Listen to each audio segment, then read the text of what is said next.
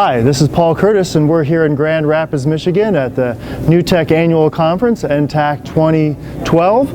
And we've got 3 students here that we want to dive into their experience at a NTAC high school and then talk about what they've experienced while they're here. So first, let's let them introduce themselves. Hunter? Hi, I'm Hunter from Kent Innovation High. I'm Marissa from Kent Innovation High. And I'm Anna from Kent Innovation High. And you guys are all sophomores. Yep. And so last year was your first year at a NTAC High. So let's start with your stories about what made you choose to not go to the regular high school that everyone else was going to, and made you choose to come to something that was brand new, that you didn't know if it was going to work or not. And make sure to talk right into that mic. I know that I chose to come to a NTAC school because I was tired of the way that I was being taught things. I could understand what I was being taught, but it wasn't engaging, and so I was always really bored with it. So I decided to go to somewhere where I could be engaged with what I'm learning, and so that way I would learn it better in a way that I wanted to learn it. Did you have a unique middle school experience, or were you in a traditional middle school? I was in a traditional middle school. I was good at playing the game of school, so I wasn't bad at school, but I was tired of doing the same thing in every class every day. So you got pretty good grades in middle school, so yeah. You weren't looking for something that was easier. Yeah. You were actually looking for something that was harder. Yeah, I was looking for something that could challenge me and engage me, something that was new and different. Okay. I came to a NTAC school because I saw the relevance in it. I was used to looking in a textbook for the answer, whereas now I'm looking for other people that lived the answer for the answer. So if there wasn't a NTAC in your town, how did the teachers or the school district talk about it in a way that got you excited? Actually, it was Anna that got me excited. Oh. She came up to me and said, "Marissa, you and I are going to this school, and this is what we're going to do when we're freshmen." Okay, Anna, sounds good. And then once I started looking into it, it's like, okay, I can do this, sounds fun. And did people come to your middle school to present, or did you have to go someplace to hear about it, or We went to Kent Innovation High, so to hear about it. After a bit, okay. Hunter, you want to tell your story? Yeah, I have kind of a weird story. In 8th grade, I got a concussion, and on October 8th, I got the concussion, and I didn't actually go back to school for the rest of the year. So I had to complete all my work at home, and it was really tough. So I believe it was in March. We had just had a meeting with the counselors at my school, and it didn't go so well. So we went home and we found the flyer in the mail and went to the open house, and I loved it. So that's how I ended up at Kent Innovation. So literally the same day that you went and talked to the counselor and had this kind of negative experience, this flyer shows up. Same day. Yeah. And do you remember any words on the flyer that stood out that made you kind of like, hey? I think it was the project part of it that really stood out to me. I was, again, looking for something new and different because school had been really easy and boring, 4 challenge classes. Yeah, so I wanted something different. Was technology a big passion for any of you that drove you to the school? I've always been good with technology. I wouldn't say I'm overly obsessed with it. You don't want to become a programmer or no? I'm looking to do something else, but I mean I can handle myself with the computer, so yeah. Technology is definitely not a huge thing for me. I know how to use a computer and a camera and that type of stuff, but I don't know, I'm not going to do that in the future. So. For me, the technology at the school was, I come from a very rural area, so it's a lot harder to get the newer technologies in our schools and in our homes. So for me, it was kind of this is where the world is going kind of thing. I want to get my feet wet in technology and get used to using these things that I'll be using the rest of my life. Cool. So tell me a little bit about what that first couple of months were like for you, making the shift from, like you said, the game that you knew really well to now your teacher's doing things very differently. What was that like in the first couple of months? For me, it was the way our school works is we had the first week to get used to the program and to meet all the new people, because our school, it's 20 districts that feed into our one school. So it's kids that we haven't ever met before. I mean, the only person I knew was Marissa. And so I was able to branch off and meet new people, but I was also able to understand the way PBL works, and the way that how our school norms work. So that was the first week, but then throughout the rest of the months in the beginning of the year, everyone just kind of got used to the whole idea, and then towards the end of the year, we were doing really awesome projects and working really well in groups. What was one of the hardest things for you to learn about this new way of learning? Was there something that you struggled with? For me, it was standing up on my own 2 feet, because a lot of times we have to stand up to our groups, because if someone's not pulling their own weight, we have to have the confidence enough in ourselves to tell them to get back onto work. And I know Marissa probably has something to say about that.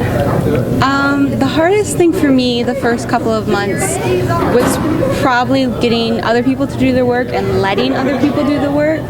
I'm used to group projects being me and me alone, so it was hard for me to relinquish that hold that I have on everything. But after a while, I definitely got used to it more. So if that was the most challenging, what was the most fun part about being at NTAC? It's that you did get to work with people. You got to, you weren't sitting in a desk staring at a teacher the whole time. You learned from your classmates, and you were working and you were talking, and it was fun. So two sides of the coin, huh? Yes, the collaboration definitely piece. 2 sides. Yeah. And Hunter, what about you? What was your first couple of months like? The first couple of months was actually kind of an easy transition for me. I really loved it, like the first day I got there. I'd probably say the one thing that I struggled with was the open internet. Like, you could spend your time on like Facebook. I know I made a couple posts to there, but other than that, I didn't really have too much of a problem getting used to it. So, so you had to really teach yourself how, I know I could go and waste time on these websites, and you kind of had to say, all right, I need to pull myself back. Is that what you're saying? A little bit. I mean, it wasn't that big of a problem, but it was definitely that some kids had some other serious kids issues with. So, yeah. Have you ever had to fire anyone from your group? I've come close a few times. Yeah. Haven't gotten there quite yet. Yeah. So maybe the next good question would be, what would you say was your most interesting and fun project that really kind of got you excited about learning and being at school? I'm gonna think about this for a second. Okay. The project that I enjoyed the most was in global studies, and we learned about genocides this year. And so each group, we all made videos about different genocides, and each group did different ones. We did the Holocaust in Darfur and Rwanda and a bunch of different ones, and it was really interesting to learn that these things didn't happen 100 years ago or 50 years ago. They still happen, and there was stuff that we could do about it. So that was definitely one of my most favorite projects. Wow. Mine ties in with that. I don't know if I have a specific project, but I know that I like the projects that like show me an impact in the world. Like, we've done things on the Arab Spring, and we've done things on, like Marissa said, on genocide, and we've done things when is war just, and those projects that like show world ties and show how it affects like me personally are the ones that I like the best. Hunter, did you come up with something? Yeah. There were two projects that really stood out to me. One was where we got to make our own movie with jeans. So I had a lot of fun making that. Biology jeans or denim jeans? Yeah, biology jeans. Yeah. We got to go all around the campus and film in a lot of different places, as well as go to Compass College down in downtown, where we learned about different types of filming and stuff. And then the project that was most interesting to me, I think, was learning about World War II and doing a prezi on that, because I got to learn like all different sides of what happened in the Holocaust and World War II. Great. So if you were to kind of reflect on what you were on that first day of school and who you are now, what would you say has changed about you as a person from that first day? I would say my social skills have improved. Being able to communicate with people and just interact. Something I really enjoy doing now. I'm going to think for a minute. At the beginning of the year, like, I love to talk, but I wasn't ever like professional in my speaking. I would just talk all the time, and I didn't really have like a focus. But now I'm able to present myself more professionally, and I'm able to talk like I am now, like just more professionally and that kind of thing. I think the biggest difference in me is that I can communicate with people better. I can say that I can just work with people better. I know that it's not, I don't have to do the whole thing. Other people can do it too. So, yeah. Great. So I'm curious what it's been like being a student at a conference with a bunch of teachers. What observations have you made about these weird people that we call teachers that now you've been interacting with for a day? We were told that when we go to the grocery store and we see our teacher, it's really weird for us. Right. So that's kind of how the feeling that the teachers are getting right now. So like, there's students here. What do we do? Exactly. So it's been kind of funny getting weird looks from people like, what are you doing here? Well, I think it's been really neat going to the sessions. We went to a group contract session where we learned like how to make stronger group contracts, and I thought that was really helpful. So it's been a learning experience for me, I would say, and a lot of fun to like interact with the different teachers from all over the country. Yeah. So have you picked up a tip on writing good contracts that you didn't have before? Like what are you going to do next year in your contracts? Be more specific about everything, just people's things that they get off task with. Maybe put that in the group contract to not go off to the site they're just always on. Right.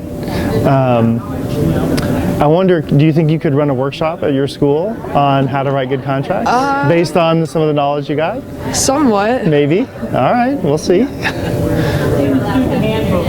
And then, so again, what's it been like being here with a bunch of adults and teachers?